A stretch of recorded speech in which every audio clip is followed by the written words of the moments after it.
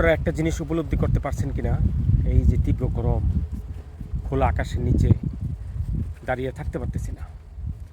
যদি এই জিনিসটা আপনি, এই যে গাছের নিচে যদি আপনারা একটু দাঁড়ান, তাহলে গরমটা অনুভূত হবে না।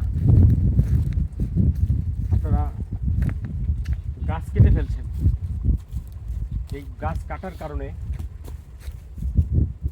গরম আরও বাড়তেছে, তীব্র প্রবাহ বাড়তেছে।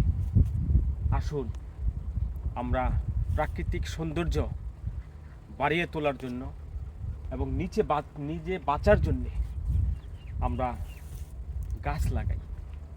এই গাছ কত যে উপকারী, সেটা ফলের হোক, ঔষধি গাছ হোক, এই গাছ আমরা রোপণ করব এবং প্রকৃতির সৌন্দর্য বাড়াবো এবং নিজেরাও বাঁচব।